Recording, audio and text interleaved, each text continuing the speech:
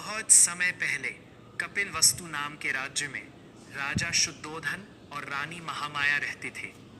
एक दिन उनके घर एक पुत्र का जन्म हुआ जिसका नाम सिद्धार्थ रखा गया। जन्म के समय विद्वानों ने भविष्यवाणी की कि यह बालक बड़ा होकर या तो महान राजा बनेगा या महान संत। राजा चाहते थे कि सिद्धार्थ एक शक्तिशाली राजा बने, इसलिए उन्होंने उन्हें हर दुख और परेशानी से दूर रखा। सिद्धार्थ बचपन से ही बहुत शांत और दयालु थे। उन्हें किसी को दुख देना बिल्कुल पसंद नहीं था। महल में उनके लिए हर प्रकार की सुख सुविधा मौजूद थी। बड़े होने पर उनका विवाह यशोधरा से हुआ और कुछ समय बाद उनके पुत्र राहुल का जन्म हुआ। सब कुछ होते हुए भी सिद्धार्थ के मन में हमेशा एक सवाल रहता था, आखिर जीवन का असली सत्य क्या है। एक दिन सिद्धार्थ महल से बाहर घूमने निकले। रास्ते में उन्होंने एक बूढ़े व्यक्ति को देखा।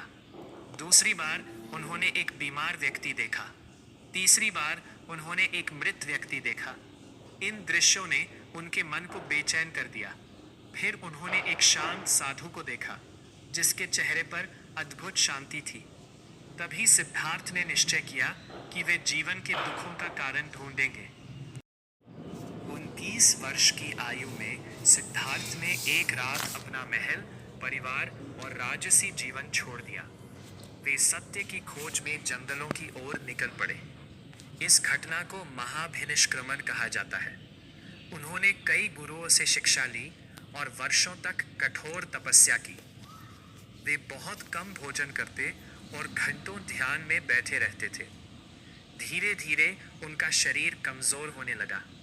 तब सिद्धार्थ को समझ आया कि अत्यधिक कठोरता से ज्ञान प्राप्त नहीं होता। उन्होंने मध्यम मार्ग अपनाने का निर्णय लिया, यानी ऐसा मार्ग जिसमें न अधिक सुख हो और न अत्यधिक कष्ट। इसके बाद सिद्धार्थ बिहार के बोधगया पहुंचे। वहां एक पीपल के वृक्ष के नीचे बैठकर उन्होंने प्रण लिया कि जब तक सत्य का ज्ञान नहीं मिलेगा वे वहां से नहीं उठेंगे। कई दिनों तक गहरे ध्यान के बाद उन्हें ज्ञान प्राप्त हुआ। उसी क्षण सिद्धार्थ बुद्ध कहलाए, जिसका अर्थ है जागृत व्यक्ति। ज्ञान प्राप्ति के बाद बुद्ध के चेहरे पर अद्भुत शांति दिखाई देने लगी। अब उनका जीवन केवल लोगों को सत्य और शांति का मार्ग दिखाने के लिए समर्पित हो चुका था। ज्ञान प्राप्त करने के बाद महात्मा बुद्ध सारनाथ पहुंचे। वहां उन्होंने अपने 5 पुराने साथियों को पहला उपदेश दिया। इसे धर्मचक्र प्रवर्तन कहा जाता है। बुद्ध ने लोगों को बताया कि संसार में दुख है और दुखों का कारण मनुष्य की इच्छाएं हैं। यदि इच्छाओं पर नियंत्रण कर लिया जाए तो दुखों से मुक्ति पाई जा सकती है। उन्होंने लोगों को अष्टांगिक मार्ग अपनाने की शिक्षा दी।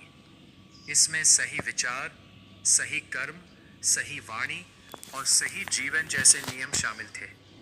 बुद्ध ने हमेशा प्रेम, दया और अहिंसा का संदेश दिया। वे कहते थे कि मनुष्य अपने कर्मों से महान बनता है, जन्म से नहीं। धीरे धीरे उनके उपदेश दूर दूर तक फैलने लगे।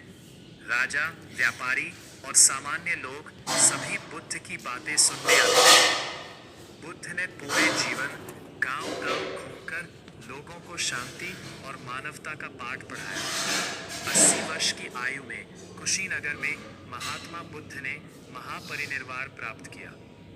आज भी उनके विचार पूरी दुनिया में लोगों को शांति, प्रेम और सच्चाई का मार्ग दिखाते हैं।